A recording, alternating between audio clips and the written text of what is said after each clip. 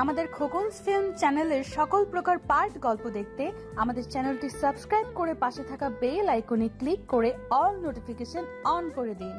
সব বন্ধুরা পড়তে পারলে আমি কেন পারবো না? আর আয়াত স্যারের প্রতি এখন আমার কোনো ফিলিংস নেই। আবার নিজেকে প্রশ্ন করলাম, সত্যি কি তার প্রতি কোনো ফিলিংস নেই? আচ্ছা, একটা পরীক্ষা করে দেখি আয়াত স্যারকে আমি আজও ভালোবাসি কিনা। চোখ বন্ধ করে কতক্ষণ থাকবো? যদি আয়াত স্যারের চেহারা দেখি তাহলে ভালোবাসি, আর না আসলে তো নাই। আমি চোখ বন্ধ করলাম কিন্তু। প্রায় 2 বছর পর হঠাৎ করে তনয়া তার অঙ্ক টিচার মানে আয়াতকে দেখলো। দেখে পুরো হাঁ হয়ে গেল। কখনো ভাবিনি কলেজে উঠে প্রথম দিন প্রথম ক্লাসে এভাবে আয়াত স্যারকে দেখতে পাবে। তনয়া এবার ইন্টার প্রথম বর্ষে। আয়াতকে দেখার সাথে সাথে তনয়ার হাতটা নিজের বাম গালে চলে গেল। 2 বছর আগে চড়ের দাগ বা ব্যথা কোনোটাই এখন নেই, কিন্তু মনের মধ্যে চড়ের দাগ বা ব্যথা ঠিকই রয়ে গেছে। কিছুটা লজ্জায়, কিছুটা ভয়ের ব্যথা। তাই নিজের অজান্তেই হাতটা গালে চলে গেল। আয়াত যে তনয়াকে দেখে কম অবাক হয়েছে তা কিন্তু না। তনয়ার মতো আয়াতের চোখে মুখেও বিস্ময়। আয়াতের 2 বছর আগের ঘটনা মনে পড়ে গেল। আয়াত কখনো ভাবেনি তনয়াকে আবার দেখতে পাবে। কয়েক মাস আগেই আয়াত এই কলেজে জয়েন করেছে অঙ্ক টিচার হিসেবে। আয়াত তনয়ার দিকে তাকিয়ে দেখে পাগলি মেয়েটা নিজের গালে হাত দিয়ে রেখেছে, যেটা দেখে আয়াত নিজের অজান্তেই হেসে ফেলল। তনয়া আয়াতের হাসিটা দেখে বুঝতে বাকি রইল না আয়াত কেন হাসতেছে। তবুও তনয়া এক ধ্যানে আয়াতের দিকে তাকিয়ে রইল। আয়াত সবার সাথে কথা বলতে বলতে তনয়ার কাছে এসে বলল, কি ব্যাপার, তুমি গালে হাত দিয়ে আছো কেন? আয়াতের কথায় তনয়ার ধ্যান ভাঙল। মানে কি বললা? ঠিক শুনি নাই, জোরে বলো। গলা থেকে হাতটা সরিয়ে। কিছু না স্যার। তাহলে গালে হাত দিয়ে আছো কেন? দাঁতে ব্যথা করছে নাকি? ব্যাটা বজ্জাত খোঁচা দিয়ে কথা বলে। আমার দাঁতে না, আমার মনে ব্যথা করে। না স্যার, এমনিতেই গালে চুলকাচ্ছিল। ও, তো এবার পড়ায় মনোনিবেশ করি। সো স্টুডেন্ট, আজ আপনাদের কলেজের প্রথম ক্লাস। কলেজের প্রথম দিন খুব সুন্দর হওয়া চাই, কারণ এই দিনটা সারা জীবন মনের পাতায় স্মৃতি হয়ে রেখে যায়। অবশ্য অনেকের শকিং বিষয় হয়েও মনের পাতায় স্মৃতি হয়ে রয়ে যায়। তনয়া বুঝতে পারছে কথাটা আয়াত ওকে খোঁচা দিয়ে বলেছে, তাই মনে মনে বলেছে, ব্যাটা বজ্জাতের হাড্ডি কাটা ঘায়ে নুনের ছিটা দিচ্ছি। কই বাত নেই, আমিও সুযোগ পাবো, তখন কড়াই ঘন্টায় বুঝিয়ে দিব তনয়া কি জিনিস। এখন আছি তো দুজন একই কলেজে। কলেজ লাইফ মানে মজা হই হুল্লোড়, কিন্তু সাথে সাথে পড়াশোনা করতে হবে কিন্তু। আর আমার পরিচয়টা তো পেয়েই গেছেন, আমি আয়াত, আপনাদের ম্যাথ টিচার। আজ তো প্রথম ক্লাস, তাই বেশি বকবক করব না, কারণ আমি জানি এটা আপনাদের অসহ্য লাগবে। আরে আমার নিজেরই তো টিচারদের বকবক শুনতে ইচ্ছা করে না, তো আপনাদেরকে কি বলবো? আয়াতের কথায় ক্লাসের সবাই হেসে দিল। এর মধ্যে একজন ছাত্র বলল, স্যার কিছু মনে না করলে একটা কথা বলি। হ্যাঁ বলো, কিন্তু তার আগে তোমার নাম বলো। ফাহাদ। ওকে ফাহাদ, বলো কি বলবে। স্যার আপনাকে দেখে টিচার মনে হয় না, আচ্ছা, তো কি মনে হয়? স্টুডেন্টের মতো লাগে। আসলে আমি প্রফেশনাল টিচার না, আমি এবার মাস্টার্স করতেছি। তাহলে শিক্ষকতা কেন? আসলে আমার এটা ভালো লাগে। এটা তো একটা প্রাইভেট কলেজ, আর কলেজের প্রিন্সিপাল আমার আঙ্কেল। তিনি বললেন যে যাতে কলেজে এসে প্র্যাকটিস করি, এতে আমার পিছনের পড়াটা চর্চায় থাকবে, নিজের সময়ও কাটবে। কুল স্যার, তা কতদিন প্র্যাকটিস করবেন স্যার? এই বছর 2, গল্প আর ইন্ট্রোডাকশন তো অনেক হলো, এখন একটু পড়াশোনা করি। তারপর আয়াত সামান্য কিছু পড়ালো। পুরো ক্লাসে তনয়া বারবার আয়াতের দিকে তাকালো। যখন আয়াতের চোখে চোখ পড়তো চোখ নামিয়ে নিত। কলেজ ছুটি, আজ তাড়াতাড়ি হলো, তাই তনয়া তাড়াতাড়ি বাড়ি চলে যায়। বাড়ি গিয়ে তনয়া সোজা নিজের রুমে গিয়ে শুয়ে পড়ল। তনয়া, ফ্রেশ হয়ে খেতে আয়। ভালো লাগছে না তো, পরে খাবো। আজব মেয়ে। ঠিক আছে। তনয়া শুয়ে শুয়ে ভাবছে, কিভাবে কি পৃথিবীটা সত্যি গোল। এখানে হারিয়ে যেতে চাইলে ঘুরে ফিরে ঠিক একই জায়গায় চলে আসতে হয়। কখনো ভাবিনি আয়াত স্যারের সাথে আবার দেখা হবে। যদিও চাইলে দেখা করতে পারা যেত, কিন্তু আমি নিজে থেকেই তা চাইনি। তাকে দেখলে ভয়ের থেকে বেশি লজ্জা লাগে। যে আজব কাণ্ড করেছিলাম তাতে লজ্জা হবারই তো কথা। চলুন ঘুরে আসি 2 বছর আগে। তখন তনয়া কেবল নবম শ্রেণীতে উঠেছে। বিজ্ঞান বিভাগের ছাত্রী তনয়া, সেই কারণে দুটো ম্যাথ, সাধারণ গণিত আর উচ্চতর গণিত। প্রথম প্রথম তনয়া বাকি বন্ধুদের সাথে স্কুলের কোচিংয়ে পড়তো, কিন্তু বাড়ি থেকে স্কুল বেশ দূরে হওয়ায় স্কুল কোচিং একসাথে সামলাতে খুব কষ্ট হতো। তনয়ার বাবা সেটা খেয়াল করলেন। একমাত্র মেয়ে বলে কথা, তিনি বললেন তার জন্য ঘরে টিচার রেখে দিব। তারপর তনয়ার স্কুলের টিচারের কাছে গেল, কিন্তু তিনি বললেন তার সময় হবে না। অবশেষে তনয়ার বাবা তার বন্ধুর ছেলে মানে আয়াতকে বলল যাতে তনয়াকে পড়ায়। আয়াত তখন অনার্স 2য় বর্ষে পড়ে অঙ্ক নিয়ে। আয়াত অঙ্কে ভীষণ ভালো। প্রথমে আয়াত পড়াতে রাজি হয়নি, কারণ আয়াতের অবস্থা খুব ভালো, প্রাইভেট পড়ানোর কোনো দরকার নাই। কিন্তু তারপর যখন আয়াতের বাবা পড়াতে বললেন তখন আর না করতে পারল না। প্রথম যেদিন আয়াত তনয়াকে পড়াতে গেল, তনয়া তো আয়াতকে দেখে পুরোই ক্রাশ, কারণ আয়াত দেখতে একেবারে চকলেট বয়। তনয়া হা হয়ে আয়াতের দিকে তাকিয়ে রইল। তুমি কি তনয়া? জি, আসসালামু আলাইকুম। কেমন আছেন স্যার? ওয়ালাইকুম আসসালাম। ভালো, তুমি? খুব ভালো স্যার। আপনাকে দেখে স্যার স্যার লাগে না। আচ্ছা, তাহলে কেমন কেমন লাগে? থাক, বললে মাইন্ড করবেন, বলার দরকার নেই। বলো, মাইন্ড করবো না। আপনাকে একদম চকলেট বয় লাগে। আচ্ছা, তাহলে তোমাকেও তো চকলেট গার্ল লাগে, কারণ তুমিও খুব কিউট। আয়াত কথাটা এমনি বলল, কিন্তু তনয়ার মনের মধ্যে তো 1 কেজি লাড্ডু ফুটলো। আচ্ছা, তাহলে পড়া শুরু করি।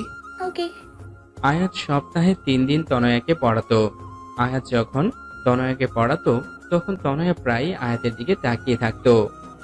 আয়াতের চোখে চোখ পড়লেই নামিয়ে নিত। ব্যাপারটা আয়াত খেয়াল করলেও তনয়ার ছেলে মানুষই ভেবে ইগনোর করত। কিন্তু তারপরও আয়াতের খুব অস্বস্তি লাগতো।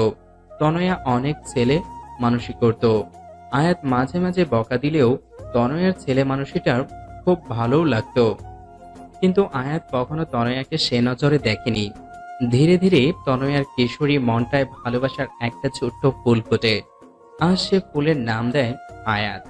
আয়াত তনয়ার হাব ভাব দেখে কিছুটা আঁচ করতে পারত, তাই ভাবলো তনয়াকে ইনডিরেক্টলি বুঝতে হবে, কারণ এই বয়সে এই ধরনের কিছু হওয়াটা নর্মাল। কারণ বয়সটাই খারাপ, বেশি কিছু বললে ব্যাপারটা উল্টো হয়ে যেতে পারে। তাই অনেক ভেবেচিন্তে তনয়াকে বলল, তনয়া, তোমাকে কিছু কথা বলি। হ্যাঁ স্যার, বলেন। জানো তনয়া, মানুষের জীবনে সব থেকে খারাপ বয়স কোনটা? না তো, কোনটা স্যার? 13 থেকে 18 বছর বয়সটা। কেন স্যার? আয়াত তনয়াকে ঠিক কিভাবে বোঝাবে তাই ভাবতেছে। তারপর বলল, এই সময় মানুষ ছেলেবেলা আর ম্যাচিওর বয়সের মাঝামাঝি থাকে। এই বয়সে খারাপ জিনিসটা ভালো আর ভালো জিনিসটাকে খারাপ মনে হয়।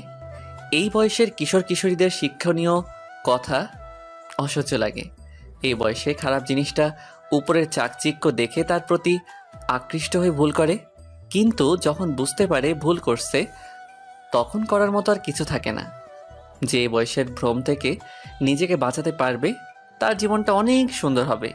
দেখো, এই বয়সে ভালো লাগা জিনিসটা মনের সাথে আষ্টে পৃষ্ঠে জড়িয়ে যায়। তখন বোঝা যায় কোনটা ভালো লাগা আর কোনটা ভালোবাসা। ভালো লাগা আর ভালোবাসার মধ্যে আলাদা একটা পৃথিবী তৈরি হয়ে যায়, যে পৃথিবীতে প্রথম প্রথম ফুলের সমারোহ থাকলেও কিছু দূর যেতেই দেখবে ফুলগুলো ঝরে গিয়ে সেখানে কাঁটার উৎপত্তি হয়েছে। আমি কি বলতে চাচ্ছি তুমি বুঝেছো? জি স্যার। কি বুঝলা? I love you. What? What? না স্যার, উত্তরটা আই লাভ ইউ টু হবে। Just shut up. আমি তোমাকে এতক্ষণ কি বোঝালাম সব কি তোমার মাথার উপর দিয়ে গেছে? না স্যার, এক কান দিয়ে ঢুকছে, অপর কান দিয়ে বের হয়ে গেছে। চুপ, একদম চুপ। তোমাকে বললাম না এই বয়সে কখনো ভালোবাসা হয় না, এটা হয় ভ্রম, নয় ভালো লাগা। No sir, I really love you. তোমার মতো ইডিয়েট মেয়েকে পড়ানো আমার পক্ষে সম্ভব না। Goodbye. এই বলে রাগ করে হনহনিয়ে চলে গেল আয়াত। আর তনয়া হা হয়ে আয়াতের যাওয়ার পানে তাকিয়ে রইল আর ভাবতেছে। কি এমন বললাম? মেয়েরা প্রপোজ করলে ছেলেরা আরো খুশি হয়ে একসেপ্ট করে, আর এ তো উল্টা। পরক্ষণেই তনয়ার মনে পড়ল আর বলল, আয়াত যদি বাবাকে বলে দেয় তাহলে তো সর্বনাশ। তাছাড়া সামনের মাসে প্রথম সাময়িক পরীক্ষা। এখন নতুন টিচার কোথায় পাবো? যাক, নিজের ইগো বর্তমানে ব্যাগে রেখে স্যারকে ফোন দিয়ে সরি বলি, দেখি বেটা ঘাড় তেরা মানে কিনা।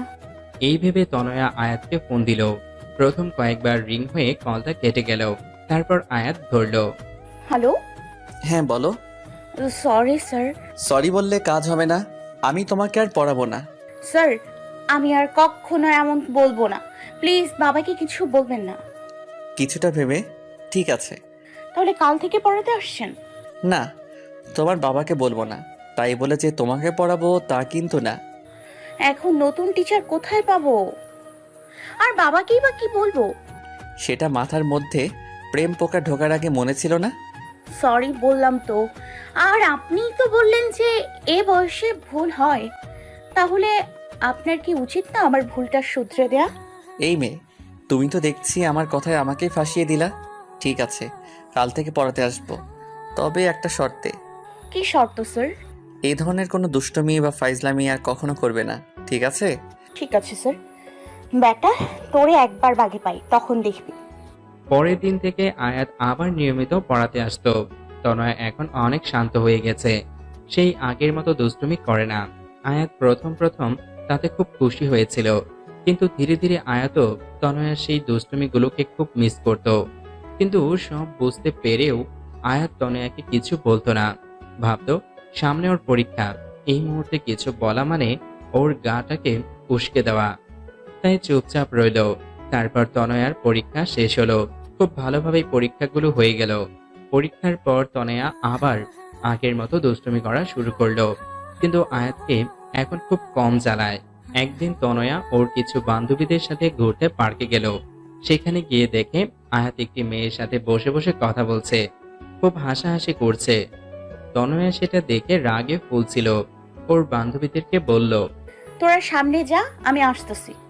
তারপর সোজা গিয়ে আয়াতের সামনে দাঁড়ালো। রাগী চোখে আয়াতের দিকে তাকিয়ে আছে। আয়াত তনয়াকে দেখে বলল, আরে তনয়া, তুমি এখানে? উনি কে? আমার বন্ধু লিমা। বন্ধু নাকি অন্য কিছু? তা দিয়ে তোমার কি দরকার?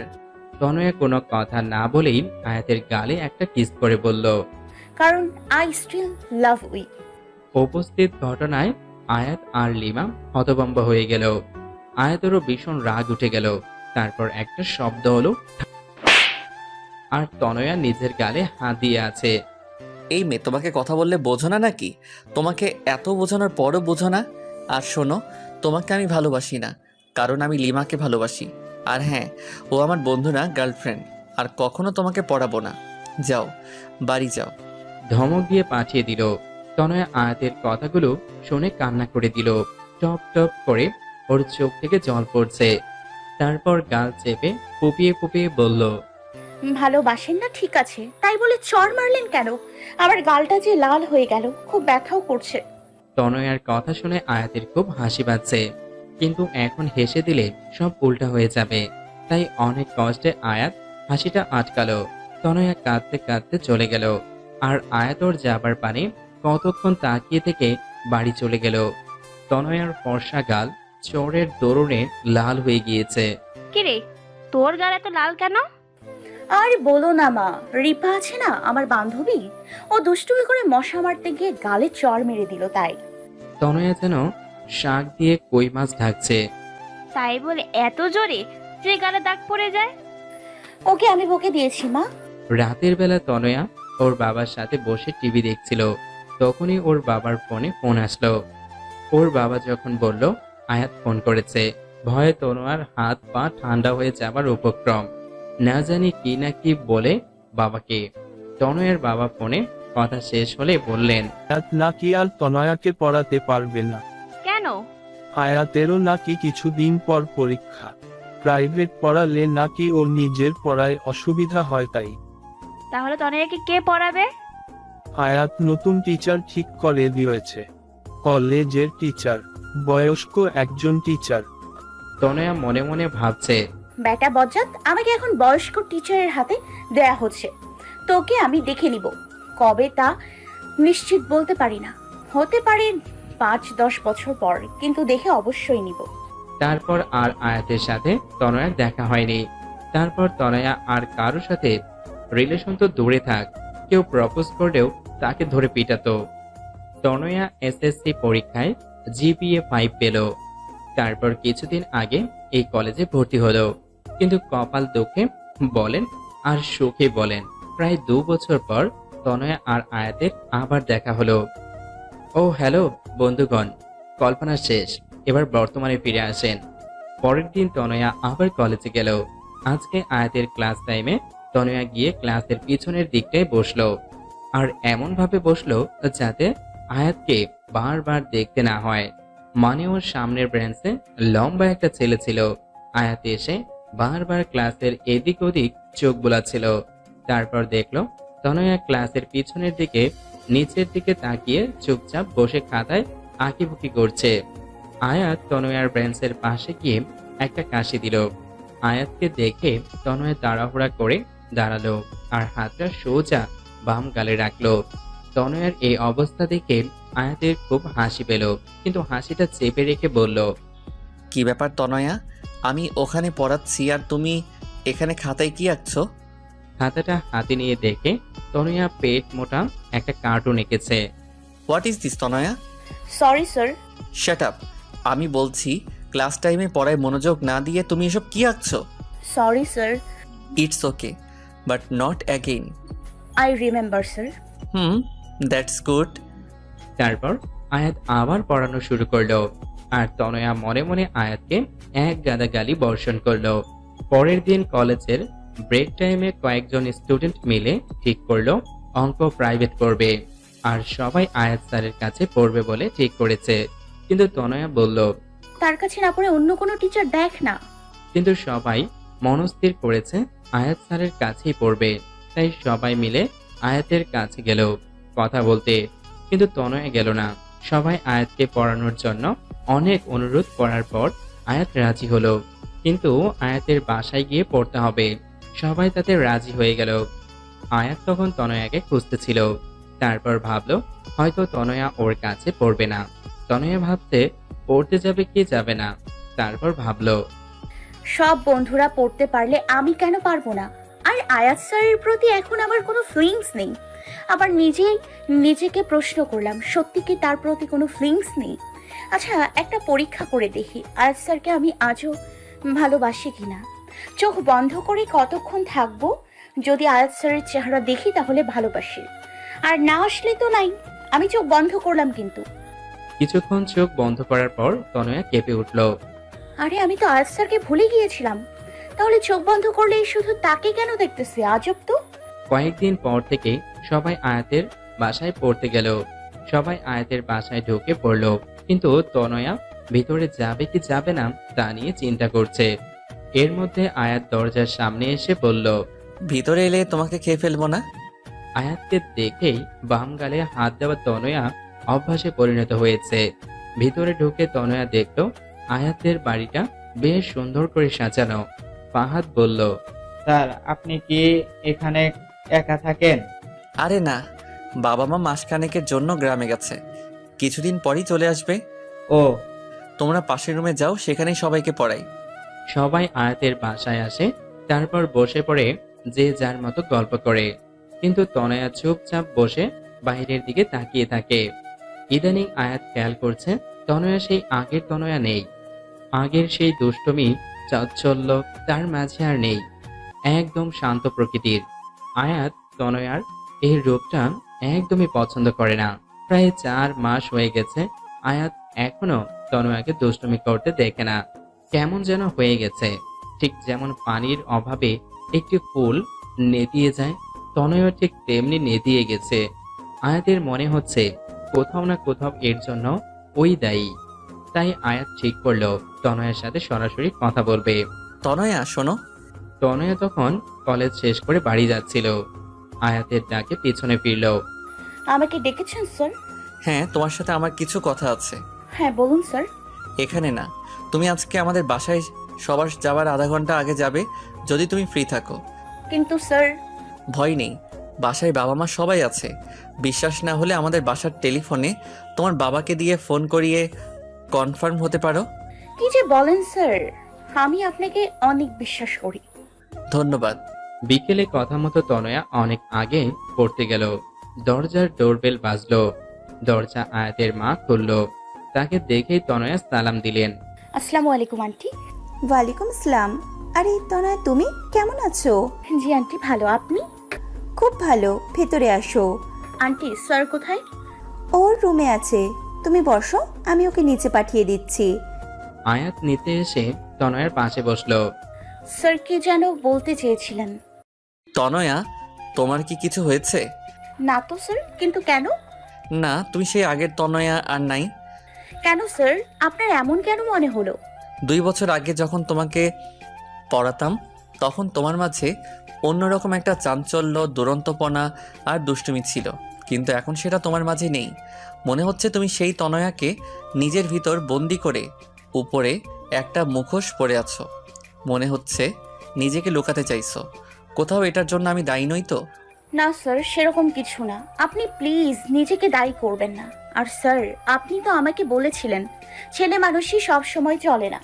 আমি তাই ফলো করছি, নিজের ছেলে মানুষটাকে ছেড়ে বুঝদার হবার চেষ্টা করছি। বুঝলাম, তুমি ম্যাচিওর হবার চেষ্টা করতেছো, কিন্তু তুমি কি খেয়াল করেছো বেশি বড় মানুষই দেখাতে গিয়ে তুমি নিজেকেই হারিয়ে ফেলেছো? ঠিক জানি না। তাহলে জানার চেষ্টা করো। এভাবে নিজের থেকে যদি দূরে চলে যাও তবে খুশি থাকতে পারবে না। দেখো তনয়া, সবার একটা অতীত থাকবেই। সেই তুলনায় তোমার অতীতটা নেহাত ছেলে মানুষই, কিন্তু তবুও সেটা মনের মাঝে দাগ কেটে যায়। তারপরও অতীতটাকে ভুলে থাকাই ভালো নয় কি? কি বললাম, বুঝলা কিছু? স্যার। তাহলে আবার আগের তনয়া হয়ে যাও, কেমন? তবে হ্যাঁ, দুষ্টমির পরিমাণ কিন্তু আগের মতো রেখো না, কারণ আমি জানি তনয়ার দুষ্টমি অন্যদের উপর কতটা ভারী পড়ে।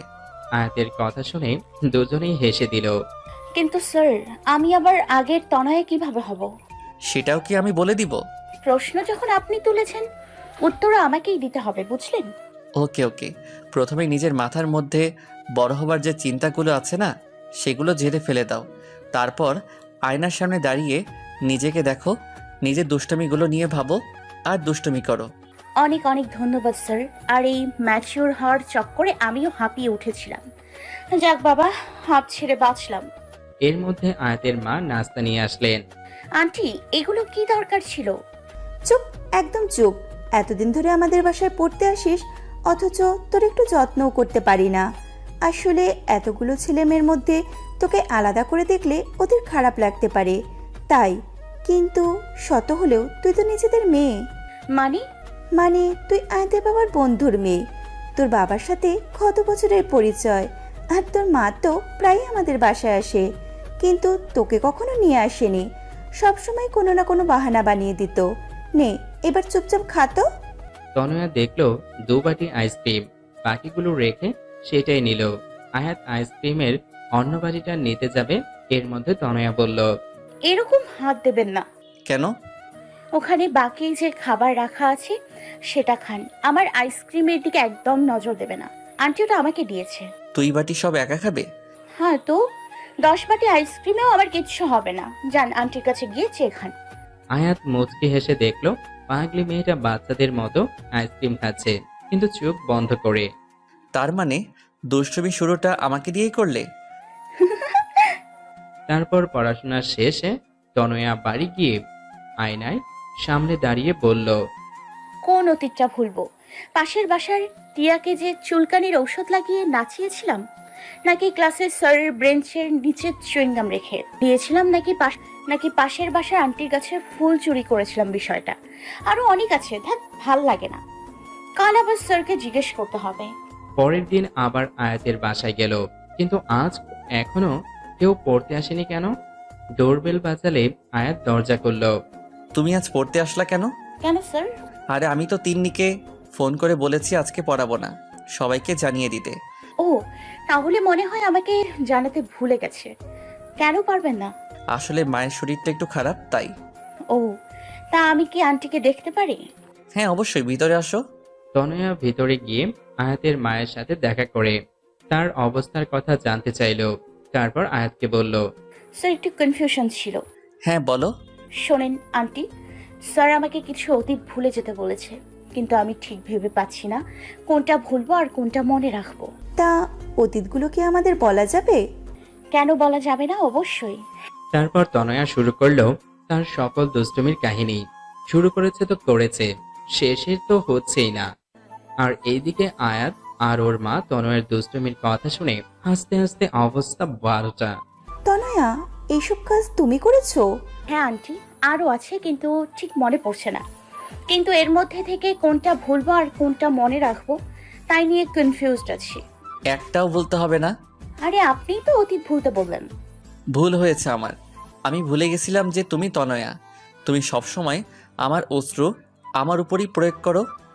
তনয়া ঠোঁট ফুলিয়ে আয়াতের মায়ের দিকে তাকালো। তিনি তখনও হাসছেন।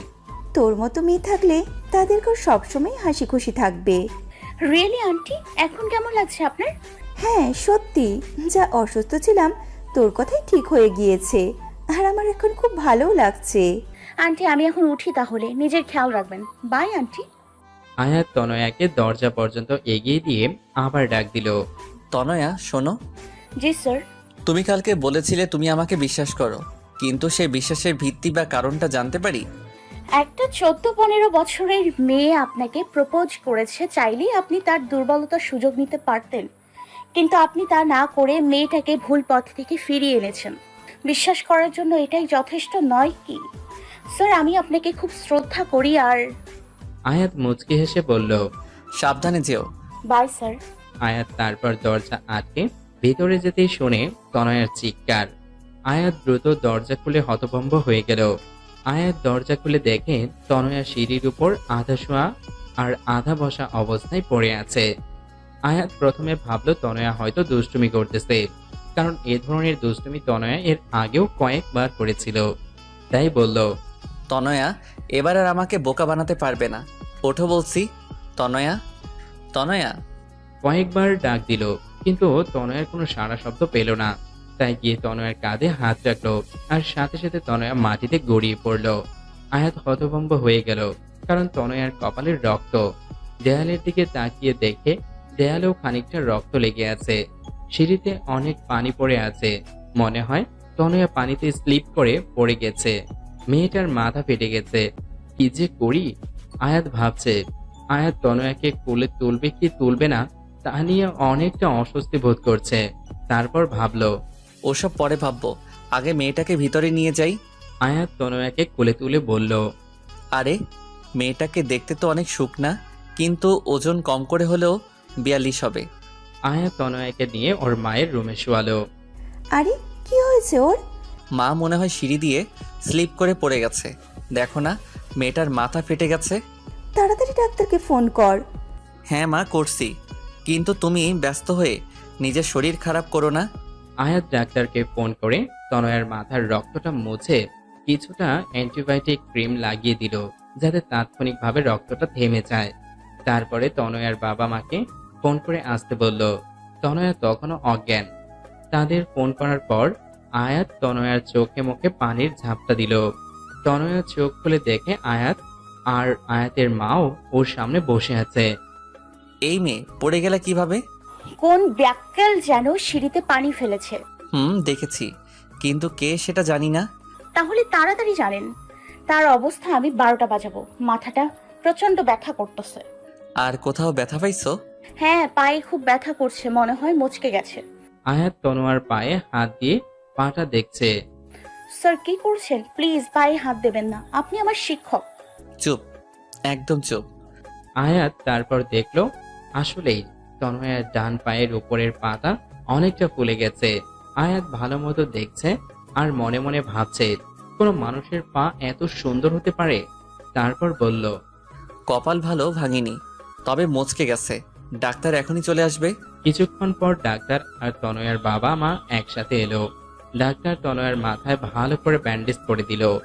পায়ের লিকো প্লাস্টার পেঁচিয়ে দিয়ে বলল, সপ্তাহখানিক বেড রেস্ট নিলে ঠিক হয়ে যাবে। তারপর একটা ইনজেকশন বের করলো। ডক্টর, ইনজেকশন কার জন্য?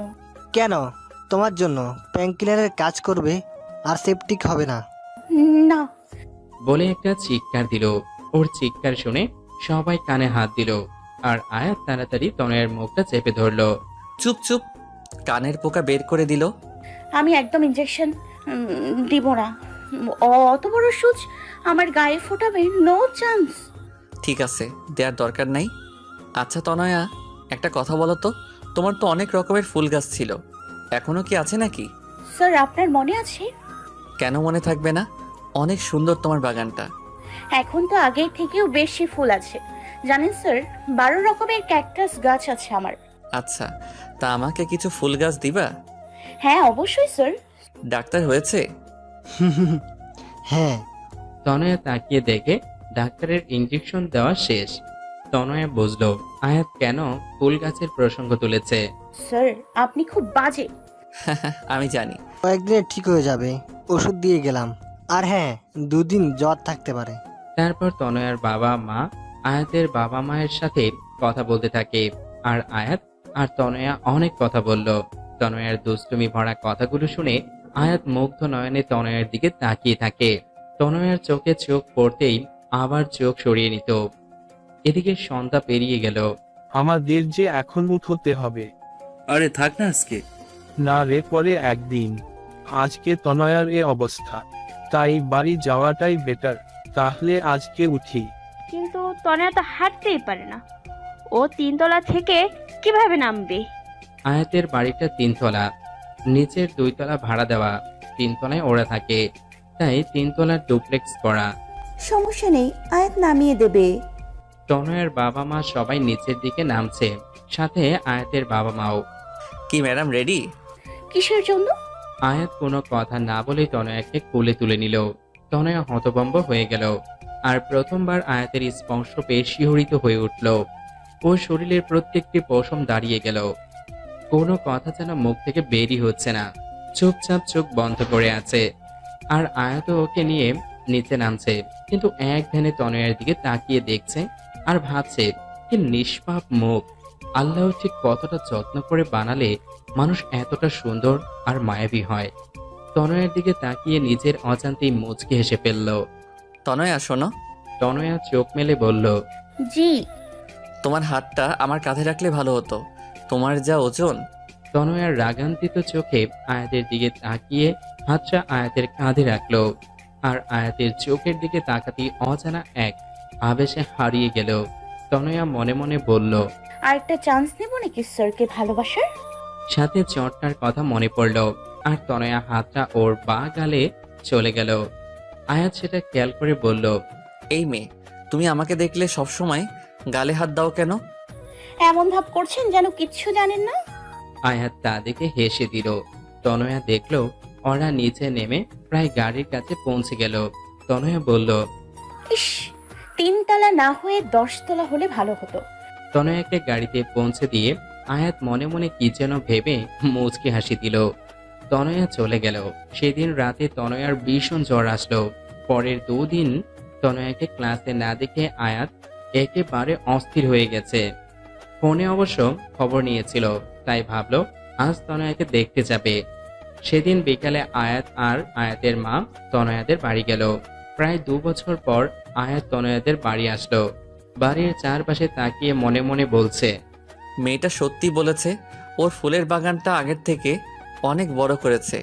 নিজে যেরকম ফুলের মতো দেখতে, তেমনি তার ফুলের শখ। আয়াতকে দেখে তো তনয়ার মা খুব খুশি। আয়াত তাকে সালাম দিয়ে কুশলাদি বিনিময় করে বলল, আন্টি, তনয়া কেমন আছে? আরে বলো না, 2 দিন জ্বরের কারণে ছোট বাচ্চাদের মতন জ্বালাচ্ছে। আর সারাদিন কিচ্ছু খাওয়াতে পারিনি, দেখো এখনো ঘাপটি মেরে শুয়ে আছে। আন্টি কিছু মনে না করলে আমি একবার চেষ্টা করে দেখতে পারি। আরে এটা মনে করার কি আছে, এই নাও খাবার, তনয়া রুমেই আছে। আয়াত আস্তে করে রুমে ঢুকে দেখে তনয়া বাচ্চা মেয়েদের মতো গুটিসুটি মেরে শুয়ে আছে। আয়াত তনয়ার রুমের দিকে তাকিয়ে হেসে দিল। বাচ্চাদের মতো সারা রুমে কার্টুন পিক লাগানো, টম অ্যান্ড জেরি থেকে শুরু করে রূপাঞ্চেল সবার পিক আছে। আয়াত তনয়ার দিকে তাকিয়ে ভাবছে, আসলেই 2 দিনের জ্বরে মেয়েটা অনেকটা শুকিয়ে গেছে, চোখ দুটো বসে গেছে, মুখটা শুষ্ক হয়ে গেছে আর চুলগুলো এলোমেলো। তনয়া, তনয়া।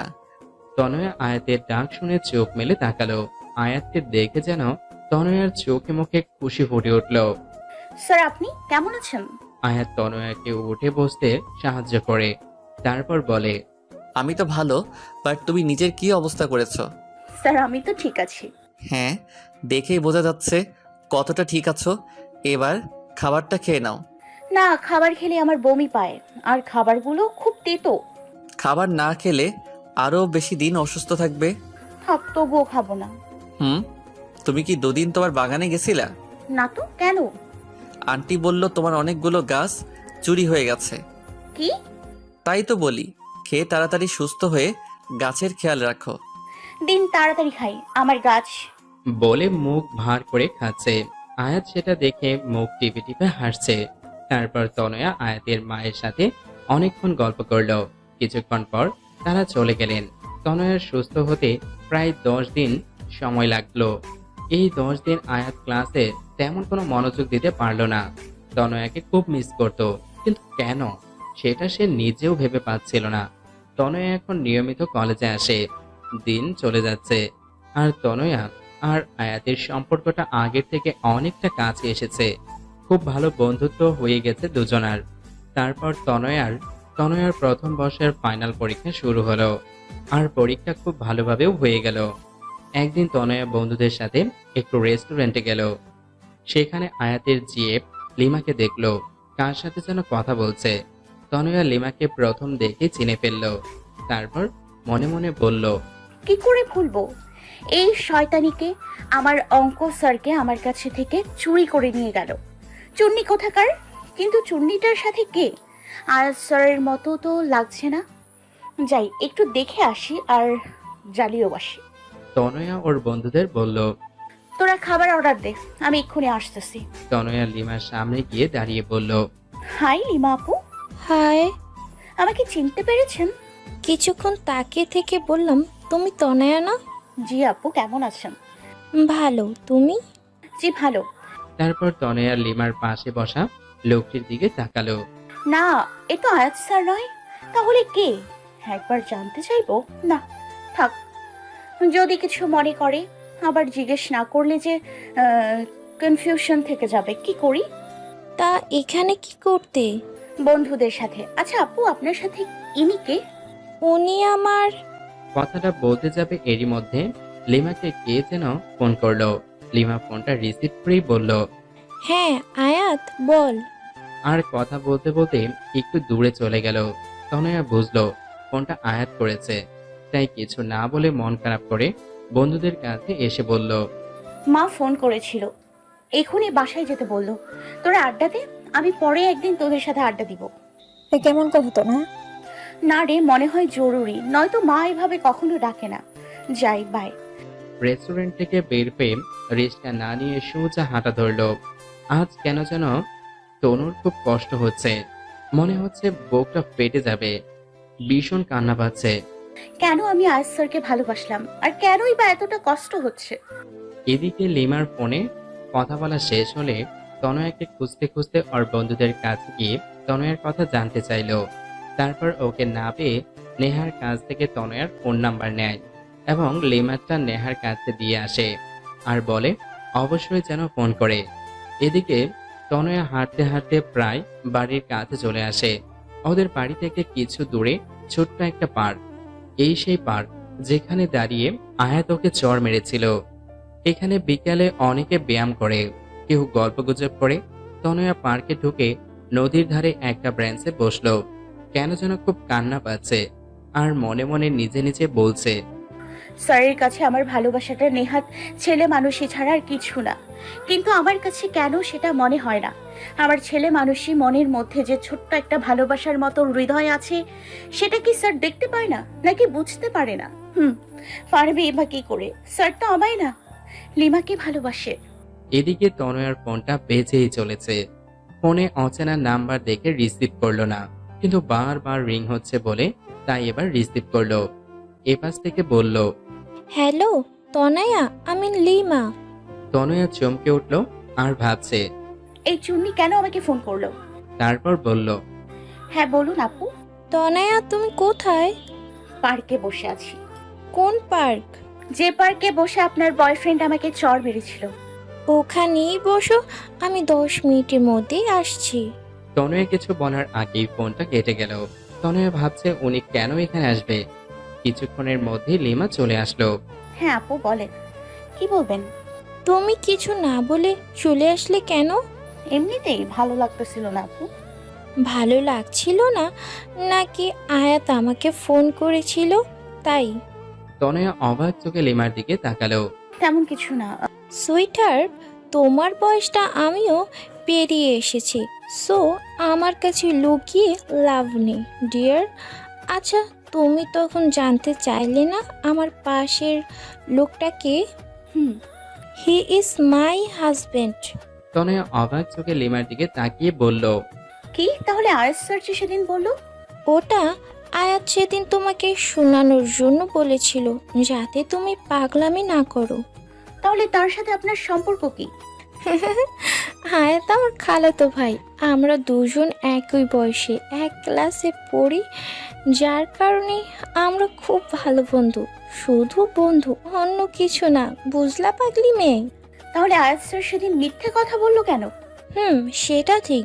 সেই দিন তুমি যাবার পর আমি আয়াতকে একই প্রশ্ন করেছিলাম, আর ও বলেছিল ওর একটা অনেক বড় সমস্যা আছে, যার কারণে চাইলেও ও তোমার সাথে রিলেশনে জড়াতে পারবে না। কিন্তু একটা বিষয় কি জানো, যখনই আয়াতের সাথে কথা বলি, আয়াত যদি 10টা কথা বলে, তার 9টা কথাই তোমাকে নিয়ে বলে। তনয় এরকম ওরকম সেরকম আর কত কত কথা। মনে হয় যেন তুমি ওর নিঃশ্বাসে নিঃশ্বাসে মিশে গেছো। তাহলে আমাকে বলে না কেন?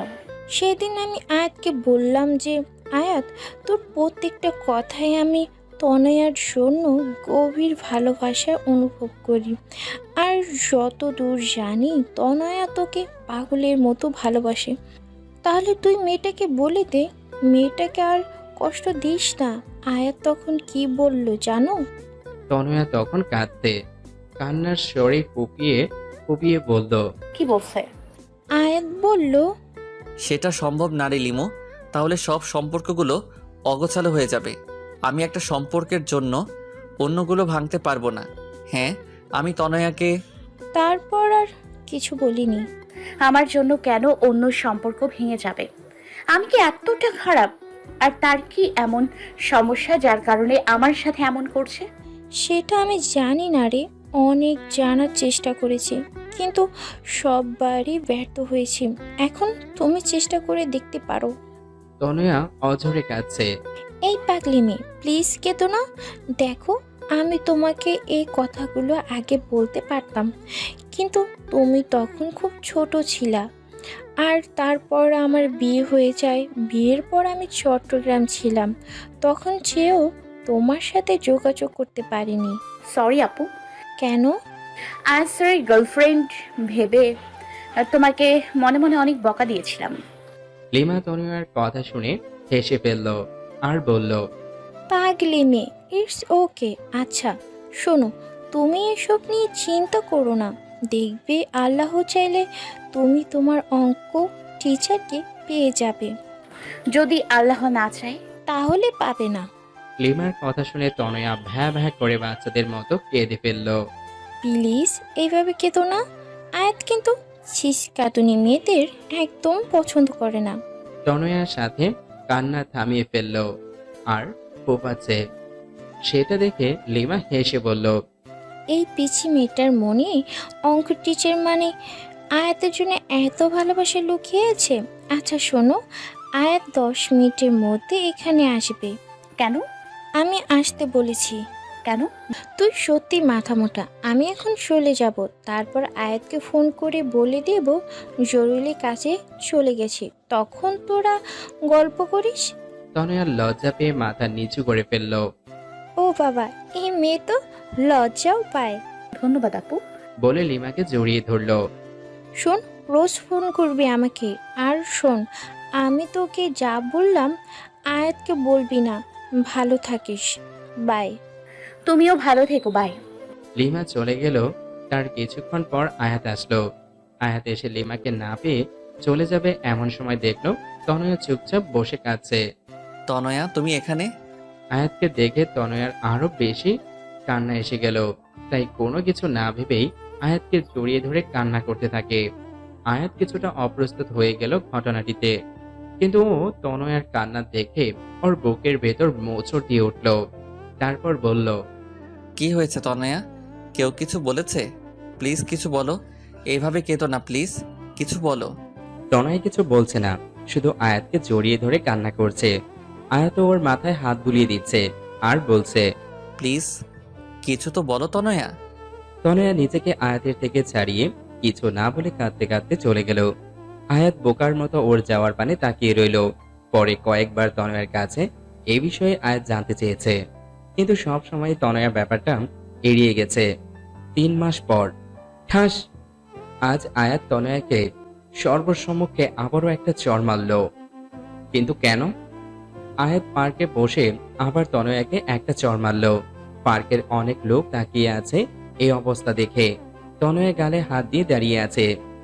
আজ ওর চোখ থেকে অশ্রুর নদী বইছে না, কিন্তু খুশিতে চোখ দুটো ছলছল করছে। আয়াত ওকে চড় মেরে কিছু দূর গিয়ে নিজের হাতে সজোরে একটা আঘাত করল। তনয়া দৌড়ে গিয়ে ওর হাতটা ধরে বলল, মাথা ঠিক আছে আপনার?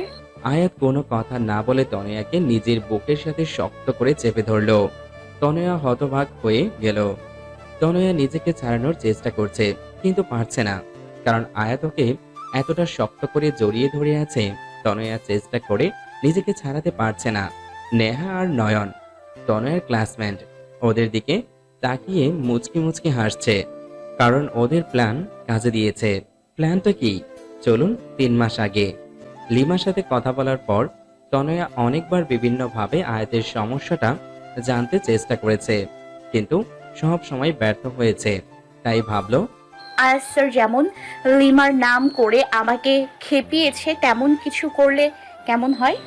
তাই নেহার সাথে কথা বলল, কারণ নেহা তনয়ার বিষয়ে প্রায় সব কথাই জানে।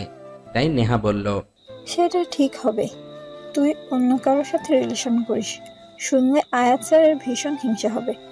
কিন্তু নকল বয়ফ্রেন্ড কোথায় পাবো? এক কাজ কর, আমার বয়ফ্রেন্ড মানে নয়নকে কয়েকদিনের জন্য ধার নেই। আর আমার আর নয়নের সম্পর্কের কথা তো তেমন কেউ জানে না, তাই সন্দেহ হবে না। নয়নকে আমি বুঝিয়ে বলবো, শুধু দুজন আয়াত স্যারের সামনে হেসে হেসে কথা বলবি, আর কিছু করবি না। কিন্তু নয়ন কিন্তু আমার মনে রাখিস। চুপ, আমার টেস্ট অত খারাপ না যে অন্যের ইউজ করা জিনিস নিজে ব্যবহার করব। আমার জন্য তো আমার অঙ্ক টিচারই ঠিক আছে। পরের দিন থেকে প্ল্যান মতো কাজ করা শুরু করলো। আয়াত ক্লাসে আসলে তনয়া নয়নের সাথে কথা বলতো, হাসাহাসি করত। কলেজ থেকে প্রায় একসাথে যেত, এমনকি আয়াতের বাসায় গিয়েও দুজন একসাথে বসতো, কথা বলতো। আয়াত সেগুলো নোটিস করত আর ভীষণ রাগী চোখে তনয়ার দিকে তাকাতো। তনয়া সেগুলো দেখে মনে মনে হাসতো আর বলতো, আমাকে কষ্ট দেয়া না, এবার দেখবে আর জ্বলবে আর লুচির মতো ফুলবে।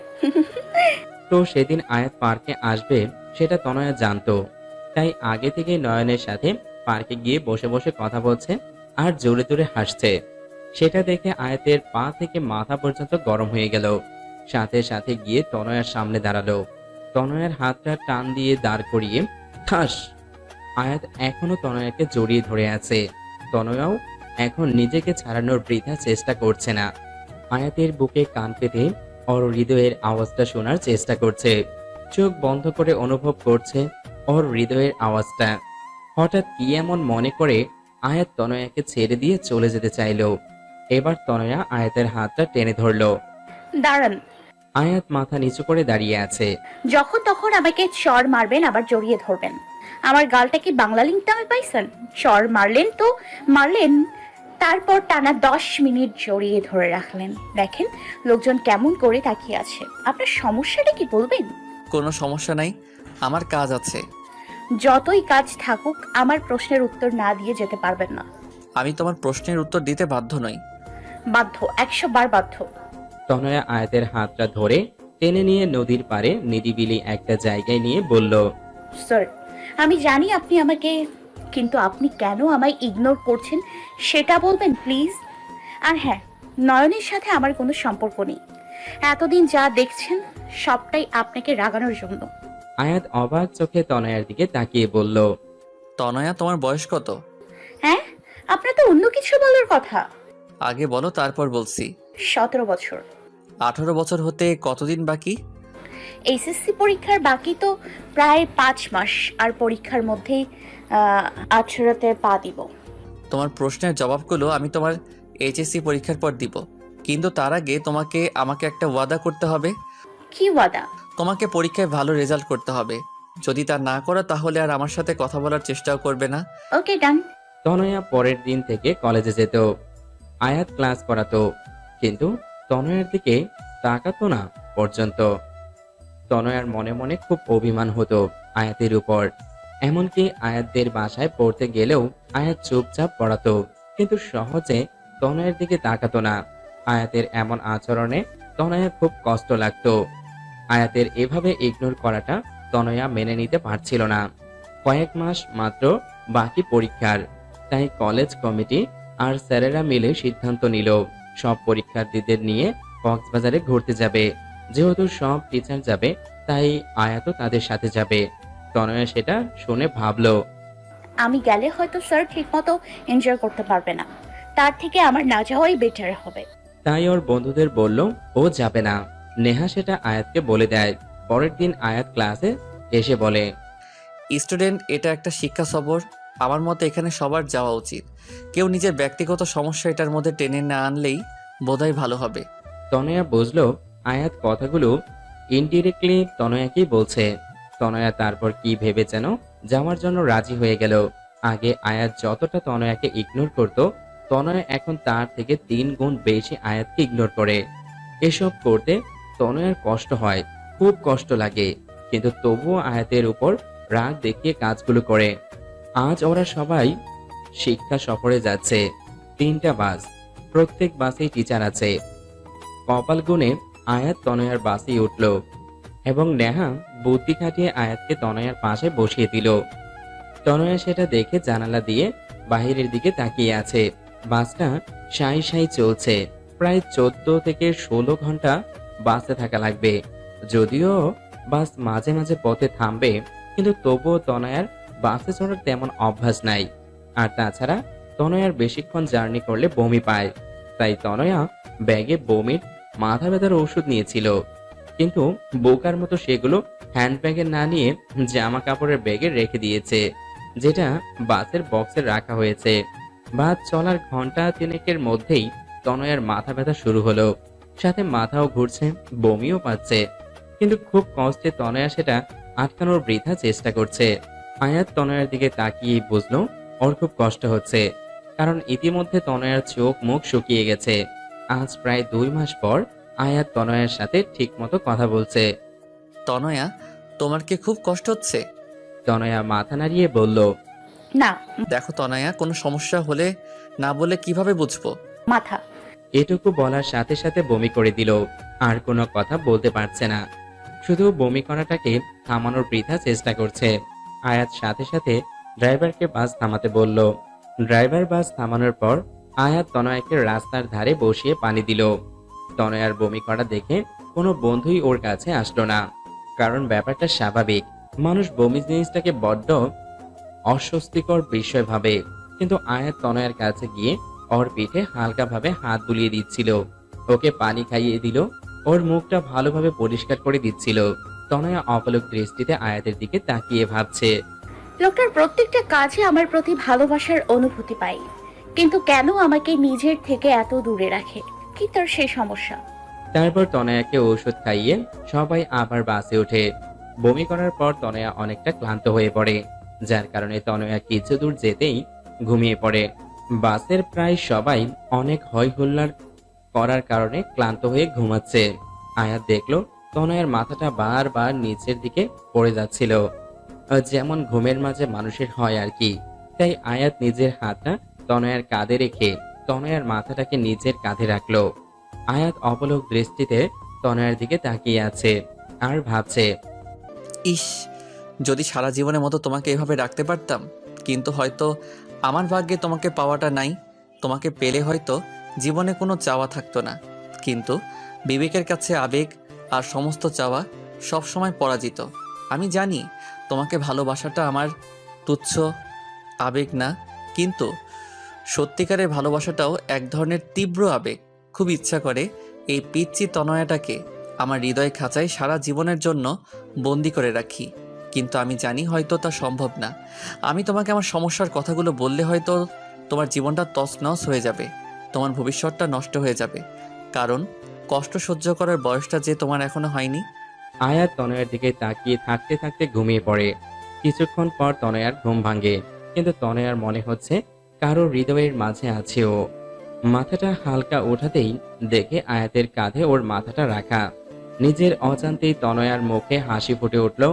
তনয়া ভাবছে, ভবিষ্যতে আমি আয়াত স্যারকে পাবো কিনা জানি না, তার সাথে সারা জীবন কাটাতে পারবো কিনা জানি না, কিন্তু এই যে মুহূর্তগুলো তার সাথে কাটাচ্ছি, এর থেকে সুন্দর মুহূর্ত আর আমার জীবনে আসবে কিনা আমি তাও জানি না, কিন্তু এই মুহূর্তগুলোকে আমি আমার সবটা দিয়ে উপভোগ করতে চাই।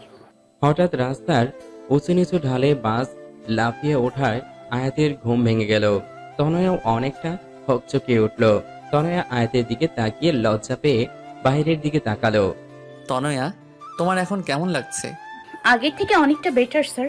কিছু খাবে? না স্যার। এর মধ্যেই বাস ঢাকা পৌঁছে গেল। ঢাকার প্রায় ঘন্টাখানেক বাস থামলো। সবাই খাবারের জন্য হোটেলে ঢুকলো। সবাই যে যার মতো খাচ্ছে, কিন্তু আয়াত তনয়াকে শুধু ভাত, করলা ভাজি আর ডাল দিল। আমি এগুলো খাবো না। সেটা বললে তো হবে না, এখনো অনেকটা পথ জার্নি করতে হবে। অন্য কিছু খেলে তুমি আবার বমি করবে। দেখো, তোমাকে সাপোর্ট করতে আমিও একই খাবার খাচ্ছি। প্লিজ খাও তনয়া, নয়তো তোমার শরীর আরো খারাপ লাগবে। তনয়া আয়াতের কথা আর ফেলতে পারল না, তাই কষ্ট হলেও খাবারটা খেয়ে নিল। তারপর আয়াত ওকে বমির আর মাথা ব্যথার ঔষধ খাওয়ালো। ঢাকা থেকে কক্সবাজার পৌঁছাতে অনেক রাত হয়ে গেল। তনয়া আর বমি করেনি। হোটেল আগে থেকেই বুকিং করা ছিল, তাই কোনো সমস্যা হলো না। যেহেতু রাত অনেক, সবাই খুব ক্লান্তও ছিল, তাই খেয়েই সবাই ঘুমিয়ে পড়ল। পরের দিন সকালে সবাই যে যার মতো বিচে ঘুরতে গেল। আয়াত আর তনয়ার আসার কথা শুনে লিমাও সেখানে আসলো, কারণ লিমা তো চট্টগ্রামেই থাকে। লিমাকে আয়াত তনয়ার সাথে হওয়া কথা সবটা খুলে বলল। কিন্তু আয়াত, তুই কি সত্যি ওকে ভালোবাসিস না? না। এই মিথ্যাটা না অন্য কারো কাছে বলিস, একেবারে ফ্লপ মার্কা অ্যাক্টিং। ওকে সারা জীবনের জন্য আমার করে পাওয়া মনে হয় আমার কপালে নেই রে। কি সমস্যা আয়াত, বল না প্লিজ। আয়াত, তোর আবার কোনো বড় ধরনের অসুখ করেনি তো? আরে না, সমস্যাটা তুই জানিস, হয়তো খেয়াল নেই। কি সেটা আয়াত? তুই তো আমার বড় ভাইয়া আয়নের কথা জানিস? হ্যাঁ, সে একটা মেয়েকে ভালোবেসে পালিয়ে বিয়ে করেছিল বলে তোর বাবা তার সাথে কোনো সম্পর্ক রাখেনি। হ্যাঁ, কিন্তু ভাইয়া ভালোবেসে বিয়ে করেছে বলে বাবা ততটা রাগ করেনি। আসলে বাবা তার বন্ধুর এক মেয়ের সাথে ভাইয়ার বিয়ে ঠিক করেছিল, কিন্তু ভাইয়া বাবাকে কিছু না বলে বিয়ে করায় বাবার বন্ধুর তাকে অনেক অপমান করেছিল। কিন্তু বাবা তার অপমানে কতটা কষ্ট পায় নাই যতটা ভাইয়া তার কাছে সত্যি লুকিয়েছে বলে পেয়েছে। বাবা আগেই বলেছে তিনি মিথ্যাকে ঘৃণা করেন, আর তাছাড়া বাবা সবসময় আমাদের সাথে বন্ধুসুলভ ছিল, কিন্তু তবুও ভাইয়া বলেনি। তারপর থেকে বাবা ভাইয়ার সাথে কোনো সম্পর্ক রাখেনি। আমি অনেকবার চেষ্টা করেছি বাবাকে বোঝানোর, কিন্তু তিনি আমার কোনো কথাই শোনেননি। আসলে মানুষ একবার তীব্র কষ্ট পেলে তার মনটা পাথরের মতো হয়ে যায়, তখন শত আবেগ অনুভূতি তার মনকে ছুঁতে পারে না। বাবার ক্ষেত্রেও তাই হয়েছে। কিন্তু আয়াত, তোর ভাইয়ার ভালোবাসার সাথে তোর ভালোবাসার কি সম্পর্ক? হ্যাঁ, সেটাই বলছি। আচ্ছা লিমা, তুই কি জানিস তনয়া আমাকে ঠিক কতদিন ধরে ভালোবাসে? হ্যাঁ, প্রায় 4 বছর। না, 3 বছর 8 মাস ধরে আমি তনয়ার চোখে আমার জন্য ভালোবাসা দেখেছি। কিন্তু জানিস আমি তনয়াকে ঠিক কতদিন ধরে ভালোবাসি? ঠিক কতদিন বলতে পারবো না, তবে তনয়ার থেকে কম দিন। 4 বছর 13 দিন। কি, তুই তনয়াকে আগে থেকেই চিনতিস?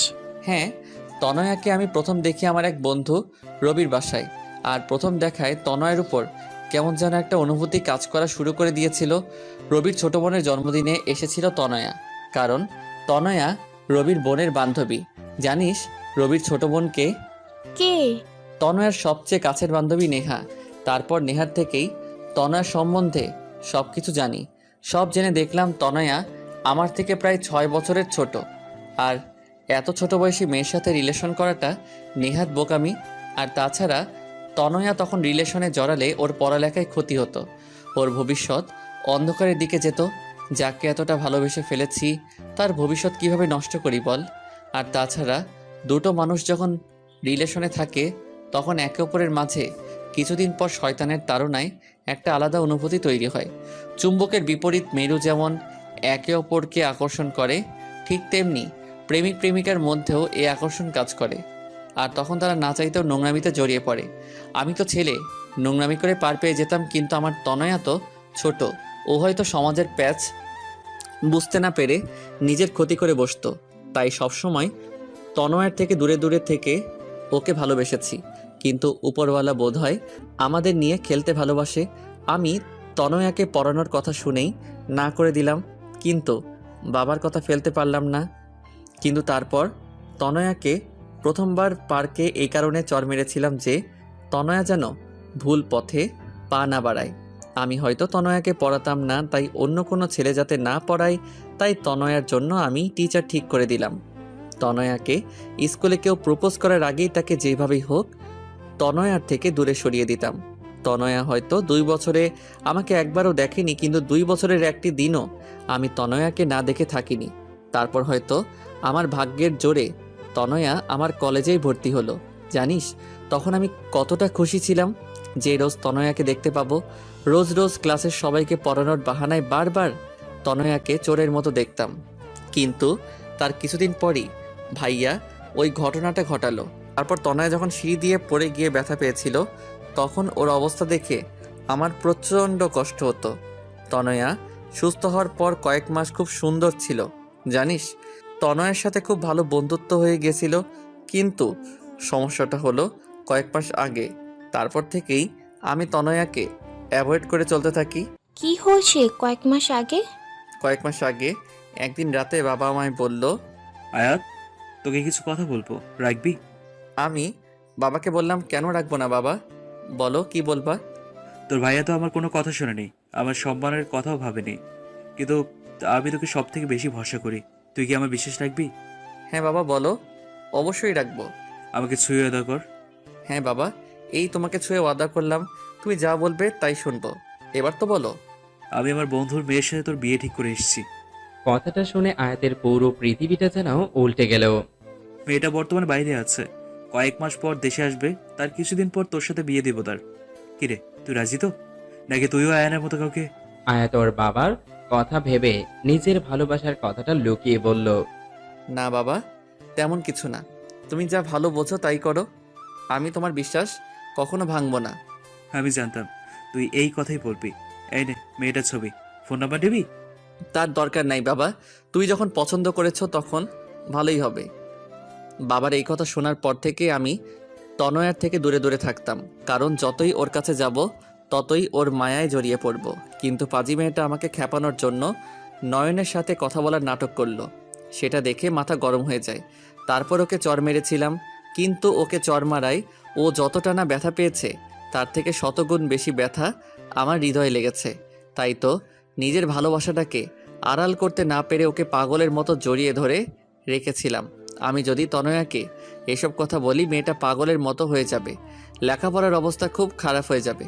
তাই তো ওকে বলেছি ওর পরীক্ষার পর ওকে সব সত্যিটা বলে দেব। কিন্তু আমি ভাবছি আমি যদি ওকে সত্যিটা বলি তাহলে তখন ওর অবস্থা কি হবে। এবার বুঝছো কি সমস্যা? গাদা গত উল্লুক, বলো তোর মাথায় কমন সেন্স বলতে কিছু আছে? তুই তোর বাবার কোনো কথা না শুনেই বোকার মতো অদা করে বসলি। আরে আগে আঙ্কেলের কথাটা শুনে তো নিতি। এখন কিছু করার নেই রে। হ্যাঁ, তা থাকবে কেমনে? করার পর তো তুই বন্ধ করে দিছস। আচ্ছা, মেয়েটার ছবি আছে এখন তোর কাছে? হ্যাঁ, আমার মোবাইলে মনে হয় আছে। দেখি। আয়াত মোবাইলটা বের করে অনেকক্ষণ খুঁজে ছবিটা লিমাকে দেখালো। লিমা ছবিটা হাতে নিয়ে বলল, এই জন্যই। আরে তনয়া তো এর থেকেও 1000 গুণ বেশি সুন্দরী। তনয়ার সামনে তো এটা চা কম পানি লাগবে। আচ্ছা, মেয়েটার সাথে কথা বলেছিস? তোর মাথা ঠিক আছে না? তোর ওপর যা রাগ হচ্ছে না, আমি যদি তনয়ার জায়গায় থাকতাম তবে তোকে মেরে ওই সমুদ্রেই ফেলে দিতাম। জানিস, যখন বললি তোর বাবার বন্ধুর মেয়ে, এক মুহূর্তেই মনে হয়েছিল মেয়েটা তনয়া। কিন্তু সব ধারণা সবটা ঠিক হয় না রে। জানি, কিন্তু এখন আমার আর কিছু করার নাই। তা কিভাবে পারবি, অ্যাবনর্মাল আবাল ছেলে কোথাকার। এই বলে রাগ করে লিমা চলে গেল। লিমার রাগ হওয়াটা অস্বাভাবিক কিছু না। আয়াত চুপচাপ ওখানে বালির উপর বসে সাগরের পানে অপলক দৃষ্টিতে তাকিয়ে আছে। আর চোখ থেকে টপ টপ করে নোনা তরলগুলো ঝরে পড়ছে, যেগুলো আবার নোনা বালিগুলো নিজের বুকে ধারণ করে নিচ্ছে। তনয়া আয়াতের সামনে এসে কিছুক্ষণ দাঁড়িয়ে দেখছে কিভাবে আয়াতের চোখ থেকে জল ঝরছে। হঠাৎ তনয়া আয়াতের চোখের পানিটা ধরে ফেলল। আয়াত তনয়ার দিকে তাকালো। তনয়া বলল, জানেন স্যার, আমার মা বলেছিল ছেলেটা নাকি খুব বেশি কষ্ট না পেলে কাঁদে না, আর যদি কাঁদে তাহলে ছেলেদের চোখের জলগুলো নাকি মুক্তোর চেয়েও দামি হয়। আর আপনি এত দামি জিনিসগুলোকে এভাবে অপচয় করছেন। আয়াত তারপর অপলক দৃষ্টিতে তাকিয়ে আছে। তনয়া আবার বলল, মা আরও বলেছেন যদি আমাদের মনে খুব বেশি কষ্ট লাগে তাহলে নিজের কাছের মানুষের কাউকে জড়িয়ে ধরে কাঁদলে নাকি কষ্টটা কমে যায়। আপনিও আপনার কাছের কাউকে জড়িয়ে ধরে কাঁদুন, দেখবেন মন হালকা লাগবে। দাঁড়ান, আমি লিমা আপুকে ডেকে আছি। এই বলে তনয়ার সামনে পা বাড়ানোর আগেই আয়াত তনয়ার হাতটা টেনে ধরল। তনয়া পেছনে ফিরে তাকানোর সাথে সাথে আয়াত তনয়াকে টান দিয়ে নিজের বুকের মাঝে চেপে ধরে। শক্ত করে তনয়াকে জড়িয়ে ধরে আয়াত কান্না করছে। তনয়া কিছু হতভম্ব হয়ে গেল, কিন্তু আয়াতের এই অবস্থা দেখে কিছু বলল না, শুধু বলল, কি হয়েছে স্যার, আমাকে কি বলা যায়? আয়াত তনয়াকে শক্ত করে জড়িয়ে ধরে আছে আর ভাবছে, আমি তোমাকে সারা জীবনের জন্য আমার বুকে রাখতে চাই, কিন্তু আমি জানি আমি হয়তো তোমাকে পাবো না, কিন্তু তবুও বেহায়া মনটা সবসময় তোমাকে আমার করে পেতে চাই। তনয়া আয়াতের থেকে নিজেকে ছাড়িয়ে বলল, চলুন স্যার, কিছুক্ষণ সাগরের পানিতে পা ডুবিয়ে হাঁটি। সমুদ্রের বিশালতায় তাকিয়ে নিজের কষ্টগুলোকে সমুদ্রের ঢেউয়ের সাথে মিশিয়ে দিই, যাতে ঢেউ পারে এসে আমাদের সকল কষ্টগুলোকে নিজের সাথে ভাসিয়ে নিয়ে গিয়ে সমুদ্রের বুকে মিলিয়ে দেয়। তারপর তনয়া আয়াতের হাত ধরে সমুদ্রের পাড়ে হাঁটতে লাগলো। আয়াত তাকিয়ে দেখছে তনয়াকে। তনয়ার চুলগুলো প্রবল বাতাসে বারবার ওর মুখে পড়ছে, আর তনয়া সেগুলো বারবার সরানোর বৃথা চেষ্টা করছে। আয়াতের মন চাচ্ছে তনয়ার অবাধ্য চুলগুলো নিজ হাতে ওর কানের পিছনে গুজে দিতে, আলতো করে তনয়ার গালটাকে ছুঁয়ে দিতে, ওর চোখের দিকে তাকিয়ে চোখের গভীরতায় হারিয়ে যুগ যুগ কাটিয়ে দিতে, আর বারবার বলতে ইচ্ছে করে, I love you Tanaya, I love you a lot. হঠাৎ ফোনের রিং এর শব্দে আয়াতের ভাবনায় ছেদ পড়ল। হ্যাঁ লিমা, বল। সরি, তখন তোর উপর রাগ উঠে গেছিল, তাই তোকে যা তা বলে ফেলেছি। It's okay. শোন আয়াত, ভবিষ্যতে কি হবে তা হয়তো আমরা জানি না, কিন্তু বর্তমানকে তো আমরা নিজেদের মতো সাজাতে পারি। তোর জীবনে পরবর্তীতে কি হবে তা আল্লাহর উপর ছেড়ে দে। কিন্তু যে 2 দিন তুই এখানে আছিস, তনয়ের সাথে ভালোভাবে কথা বল, ওর সাথে ভালো সময় কাটা। হতে পারে এই 2 দিন তোর জীবনের সবচেয়ে সুখের মুহূর্ত হয়ে স্মৃতির পাতায় রয়ে যাবে। পারলে আমার কথাটা রাখিস। বাই। লিমা ফোনটা কাটলে আয়াত ফোনটা পকেটে রেখে তনয়াকে বলল, তনয়া। হ্যাঁ বলুন স্যার। আচ্ছা তনয়া, যে 2 দিন আমরা এখানে থাকবো সেই 2 দিনকে আমরা বন্ধু হতে পারি? মিষ্টি একটা হাসি দিয়ে কেন নয়? থ্যাঙ্কস। তনয়া আয়াতকে ধাক্কা মেরে পানিতে ফেলে দিয়ে হাসছে। এটা কি করলে? কেন আমরা না এখন বন্ধু? আচ্ছা দাঁড়াও, তোমাকেও চোবাবো এখন। নো। বলে দিল দৌড়। সারা দিন দুজনে অনেক মজা করলো। তারপর সন্ধ্যাবেলা দুজন হেঁটে হেঁটে হোটেলে ফিরছিল। তখন আয়াত হাঁটছে আর ভাবছে, যেদিন তনয়া সত্যিটা জানবে ও ঠিক কিরকম রিয়াক্ট করবে তা ভেবেই মনটা সমুদ্রে ওঠা অশান্ত ঝড়ের মতো উথাল পাথাল করছে। কক্সবাজারে যে 2 দিন ছিল সে 2 দিন আয়াত আর তনয়া খুব সুন্দর সময় কাটিয়েছে। লিমার সাথেও ওরা দুজন অনেক জায়গায় ঘুরেছে। তনয়া আয়াতকে সুন্দর একটা শামুকের তাজমহলের শোপিস গিফট করলো। আয়াত প্রথমে নিতে চাইনি, কিন্তু তনয়ার ছেলে মানুষের কাছে হার মানতে হলো। স্যার জানেন, তাজমহল হচ্ছে ভালোবাসার প্রতীক। আয়াত তনয়ার কথার কোনো উত্তর দিল না, শুধু তনয়াকে সুন্দর একটা ওড়না গিফট করলো। তনয়া ওড়নাটা পেয়ে ভীষণ খুশি। তনয়া মনে মনে ভাবছে হয়তো পরীক্ষার পর স্যার ওকে প্রপোজ করবে। কিন্তু তনয়া সত্যিটা জানলে হয়তো নিজের হুঁশ হারিয়ে ফেলবে। তারপর ওরা বাড়ি ফেরার দিনও তনয়া 3 বার বমি করে, আর তখন আয়াত ওকে ভীষণ কেয়ার করেছিল। বমি করার পর ক্লান্ত হয়ে তনয়া আয়াতের কাঁধেই ঘুমিয়েছিল। তনয়া যখন আয়াতের কাঁধে মাথা দিয়ে ঘুমাচ্ছিল, তখন গাড়ি চলার গতিতে তনয়ার মাথাটা বারবার নিচের দিকে পড়ে যাচ্ছিল বলে আয়াত তার একটা হাত দিয়ে তনয়ার মাথাটা ধরে রেখেছিল। আয়াত যখনই তনয়ার মুখের দিকে তাকায়, তখনই অজানা এক প্রশান্তিতে আয়াতের বুকটা ভরে যায়। কেন যেন তনয়ার থেকে নিজের চোখ সরাতে পারে না। তারপর নিজেই নিজেকে বলে, মিথ্যা স্বপ্ন দেখো, কোনো লাভ নেই, কারণ মিথ্যা সব মানুষকে শুধু মিথ্যা আশা দেয় আর কষ্ট দেয়, এর বাইরে কিছুই দেয় না। তনয়া কিছুটা পথ ঘুমিয়েছিল আর কিছুটা পথ ঘুমের অভিনয় করেছিল, কারণ ঘুম ভাঙলে যে আয়াত তার হাতটা কাঁধটা থেকে সরিয়ে নেবে। তনয়া আয়াতের কাঁধে মাথা রেখে ভাবছিল, ইস, এভাবে যদি সারা জীবন ওর কাঁধে মাথা রেখে থাকতে পারতাম।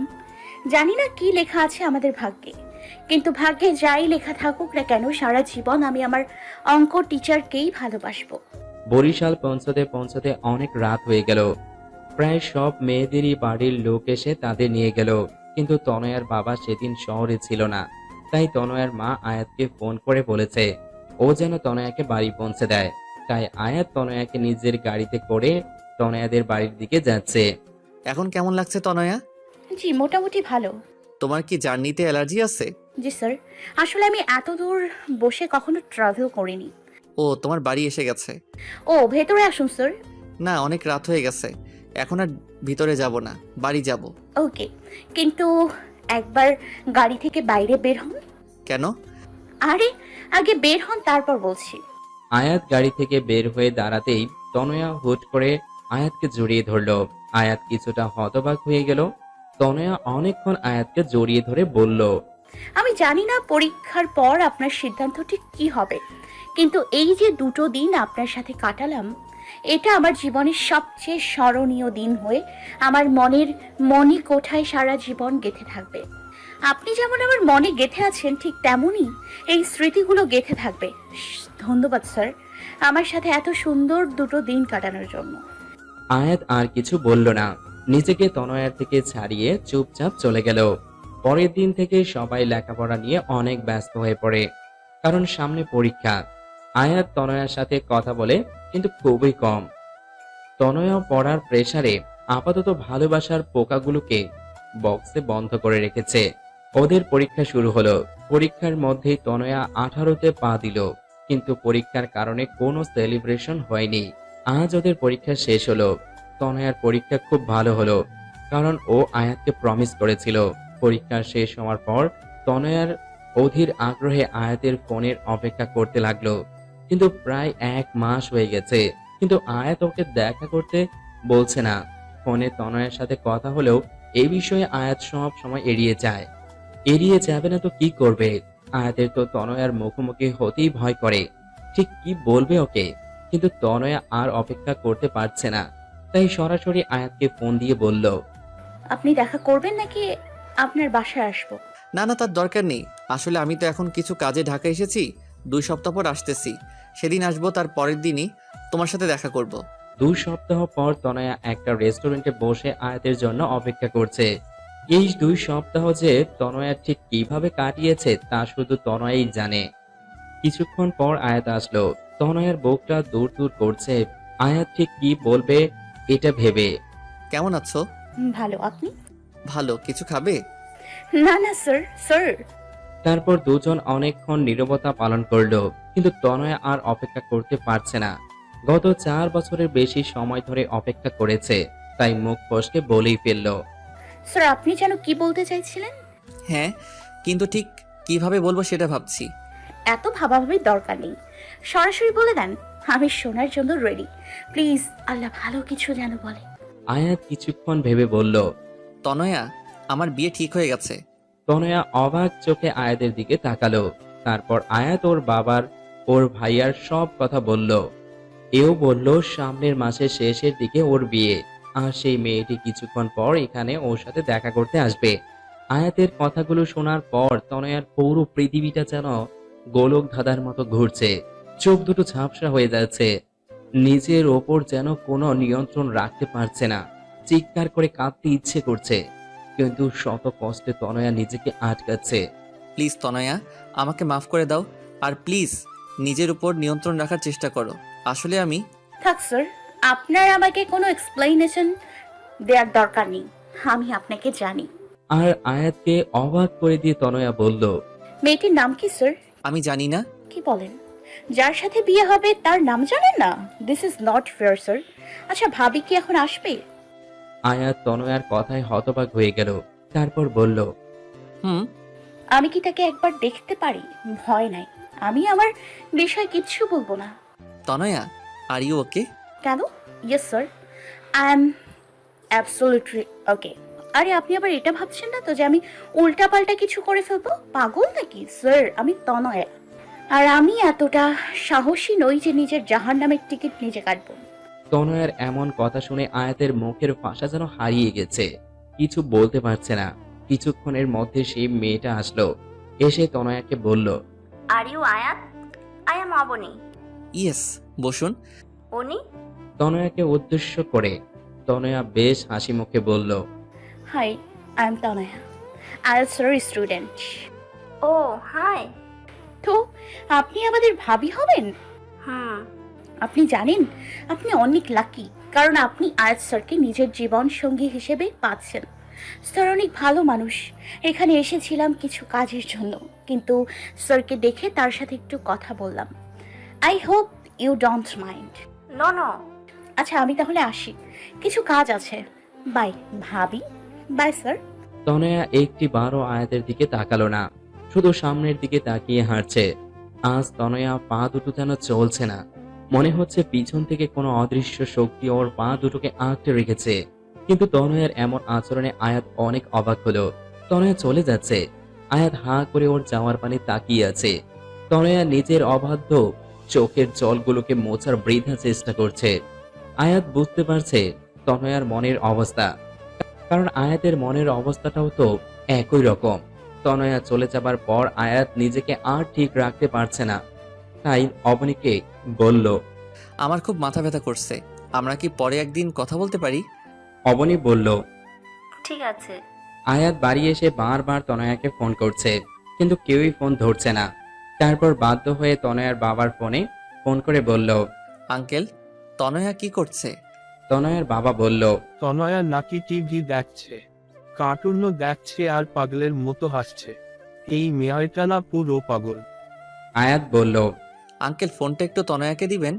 তনয়ের বাবা ফোনটা তনয়াকে দিয়ে বলল, আয়াত ফোন করেছে। হ্যালো স্যার, কেমন আছেন? ভাবি কেমন আছে?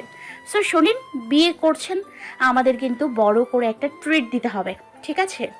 আয়াত তনয়ার এরূপ কথা শুনে পুরো থ হয়ে গেল। তারপর প্রায় রোজ আয়াত তনয়াকে ফোন করত, কারণ আয়াত তনয়াকে নিয়ে খুব ভয় থাকতো। কিন্তু রোজ তনয়া এমন ভাবে কথা বলতো যেন কিছুই হয়নি, যেন তনয়ার স্মৃতি থেকে আয়াত নামটা সম্পূর্ণ মুছে গেছে। আয়াত তনয়ার এমন আচরণের দ্বিধার মধ্যে পড়ে যেত, খুব ভয় করত তনয়াকে নিয়ে। আয়াতের যেদিন বিয়ে হবার কথা তার কিছুদিন আগে তনয়ার রেজাল্ট দেয়। তনয়া এবারও A+ পায়। সবাই খুব খুশি হয় আয়াতও। কিন্তু এত খুশির মাঝেও আয়াত আর তনয়ার বুকের ভিতরটা জ্বলে পুড়ে ছারখার হয়ে যাচ্ছে। আর আজ আয়াতের গায়ে হলুদ। আর মজার ব্যাপার কি জানেন, আয়াতের গায়ে প্রথম হলুদটা তনয়াই ছুঁয়েছে। আর গিফট হিসেবে আয়াতের দেওয়া ওড়নাটা আয়াতকে দিয়ে বলেছে, এটা অবনী ভাবির জন্য। কারোর শখের জিনিস নিজের কাছে রাখতে নেই। আয়াত কোনো কথা না বলে চুপচাপ ওড়নাটা হাতে নিল। সবার সাথে খুব হাসি হাসি মুখ করে কথা বলেছে তনয়া। কিন্তু ওর মনের ভিতরটা হয়তো আয়াত ছাড়া আর কেউই বুঝতে পারছে না।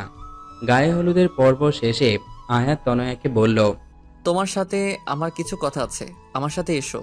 তনয়া আয়াতের সাথে সাথে বলল, হ্যাঁ বলুন স্যার। তনয়া, তুমি কি করে এতটা স্বাভাবিক আছো বলো? কেন স্যার, অস্বাভাবিক হওয়ার মতো কিছু হয়েছে কি? আয়াত এবার নিজের রাগ কন্ট্রোল করতে পারল না। ঠাস করে তনয়ার গালে কষিয়ে একটা চড় মেরে দিয়ে বলল, এই মেয়ে, তুমি কি কিছু বোঝো না নাকি? নাকি তোমার বোধগম্য শক্তি সব শেষ হয়ে গেছে?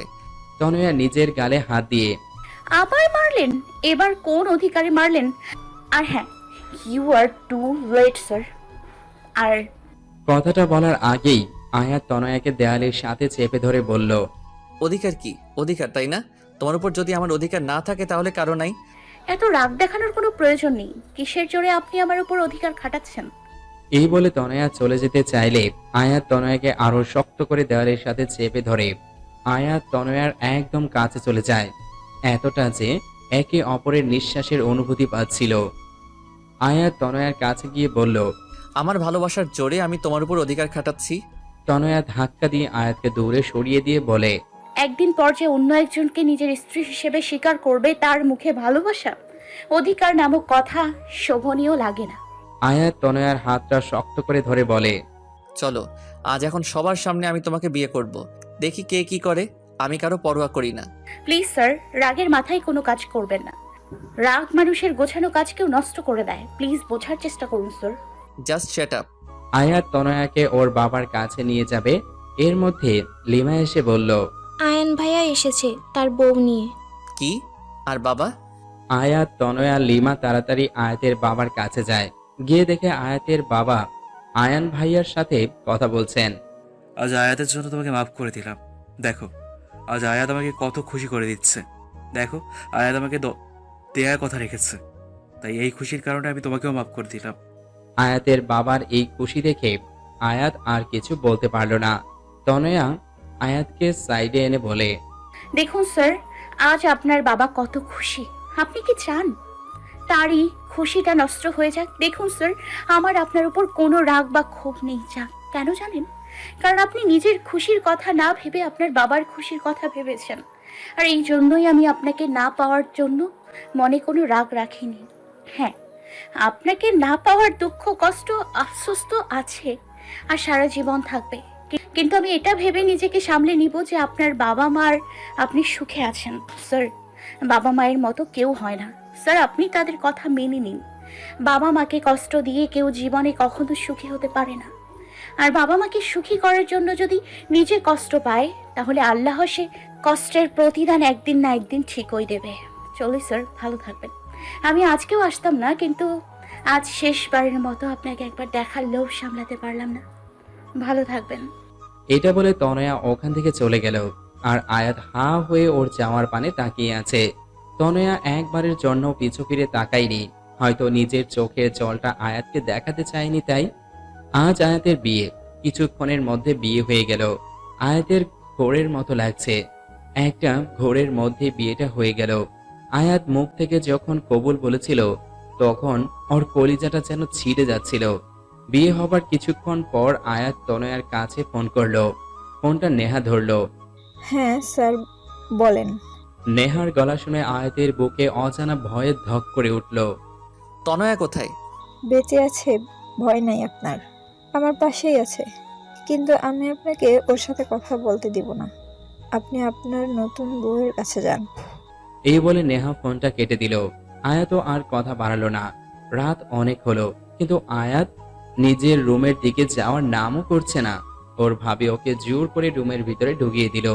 আয়াত রুমে ঢুকে কিছুক্ষণ নীরব থাকলো, তারপর ধীরে ধীরে বিছানার কাছে গিয়ে বলল, সরি অবনী, আমি আসলে তোমাকে বিয়ে করতে চাইনি। আমি অন্য একজনকে ভালোবাসি। তোমাকে স্ত্রী হিসেবে মেনে নেওয়া আমার পক্ষে সম্ভব না। পারলে আমাকে মাফ করে দিও। এই বলে আয়াত যাওয়া ধরলেই মেয়েটা আয়াতের হাতটা টান দিয়ে ধরে বিছানায় ফেলে দিয়ে আয়াতের পাঞ্জাবির কলার ধরে বলল, ওই, আমাকে কি রবি সিমের মতো ফ্রি পাইছেন যে যখন খুশি চড় মারবেন, যখন খুশি ভালোবেসে জড়িয়ে ধরবেন, যখন খুশি বলবেন বিয়ে করবেন না, আবার বিয়ে করে বলবেন স্ত্রী হিসেবে মেনে নেবেন না? কি সমস্যা কি আপনার? আয়াত কথাগুলো শুনে অবাক হয়ে মেয়েটির দিকে তাকিয়ে তার থেকে 100 গুণ বেশি শক খেল, কারণ মেয়েটি আর কেউই নয়, তনয়া। আয়াত যেন কিছুক্ষণের জন্য নিজের চোখকে বিশ্বাস করতে পারছে না। মনে হচ্ছে স্বপ্ন আর বাস্তব দুনিয়ার মাঝে একটা আলাদা দুনিয়া তৈরি হয়ে গেছে, আর আয়াত সে দুনিয়ায় হারিয়ে গেছে। তনয়া জোরে আয়াতের হাতে একটা চিমটি কাটল। আয়াত নিজের চেতনা ফিরে পেল, হকচকিয়ে বলল, তনয়া তুমি? কি স্যার, সারপ্রাইজটা কেমন লাগলো? আয়াত যেন এখনো নিজের ঘোর কাটিয়ে উঠতে পারছে না, তারপরেও বলল, অবনী কোথায়? ইস, অবনীর খুব চিন্তা হচ্ছে না? আমি অবনীকে মেরে ফেলেছি। বলে জোরে হাসছে তনয়া। আয়াত যেন কিছুই বুঝতে পারছে না। এর মধ্যে কে যেন দরজায় টোকা দিল। আয়াত দরজাটা খুলে দেখে অবনী দাঁড়িয়ে হাসছে। হাই দুলা ভাই, হোয়াটসঅ্যাপ? এখনো বাসা শুরু করেননি কেন? আমার জন্য ওয়েট করছিলেন বুঝি? আয়াত আবার একটা ধাক্কা খেল। ত্রিধকে তনয়া আর অবনী মিলে হাসতেছে। এর মধ্যে বাড়ির সব লোক, যেমন আয়াতের বাবা, মা, ভাইয়া, ভাবি, লিমা আর নেহা সেখানে উপস্থিত হলো এবং সবাই হাসছে। আয়াত যেন বোকা হয়ে গেছে। কোনটা সত্যি কোনটা মিথ্যা তা যেন একটা ভ্রমের মতো লাগছে ওর কাছে। বাবা, এসব কি হচ্ছে? আমি জানতাম না যে আমার ছেলে তার বাবা মায়ের জন্য নিজের ভালোবাসার মানুষকেও ছাড়তে পারে। মানে? তোমার বিয়ে কখনোই অবনীর সাথে ঠিক হয়নি। তোমার বিয়ে অনেক আগে থেকেই তনয়ের সাথে ঠিক হয়ে আছে। আয়াত চোখ বড় বড় করে বলে, কি? তাহলে অবনী? অবনী তনয়ের কাজিন। তনয়া যখন আমাদের বাসায় পড়তে আসতো তখন থেকে আমি বুঝেছিলাম যে তুমি তনয়াকে ভালোবাসো, কিন্তু আমি দেখতে চেয়েছিলাম তুমি তোমার বাবাকে কতটা ভালোবাসো। তাই তোমার বিয়ে তনয়ের সাথেই ঠিক করেছিলাম, কিন্তু ছবি দেখালাম অবনীর, মানে তনয়ের কাজিনের। কিন্তু আমি শেষ পর্যন্ত দেখতে চাইছিলাম যে তুমি তনয়ের ভালোবাসায় মোহিত হয়ে নিজের বাবা মাকে ছেড়ে যাও কিনা, কিন্তু তুমি তা করোনি। তুমি তোমার বাবা মায়ের চাওয়াটাকে প্রাধান্য দিয়েছো। তোমাকে নিয়ে আজ আমার সত্যিই গর্ব হচ্ছে। তার মানে তনয়া সব জানতো?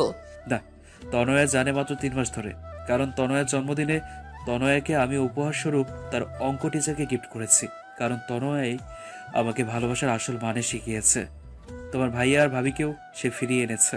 সরি স্যার, আমার জন্মদিনের দিন যখন বাবা সব খুলে বললো তখন আমি খুশিতে ঠিক কি করব ভেবে পাচ্ছিলাম না। আপনার সামনে দুঃখিত হবার অ্যাক্টিং করতে আমার ভীষণ খারাপ লেগেছে, কিন্তু আমি আপনার বাবাকে ওয়াদা করেছিলাম আপনাকে কিচ্ছু বলবো না, তাই। তারপর লিমা আর নেহা একসাথে বলে উঠল, আমরাও সরি, আসলে কিছুদিন আগে থেকে আমরাও সবটা জানি। আয়াত রাগে দুঃখে কোনো কথা বলতে পারছে না। রাগের চোটে ওখান থেকে সোজা ছাদে চলে গেল।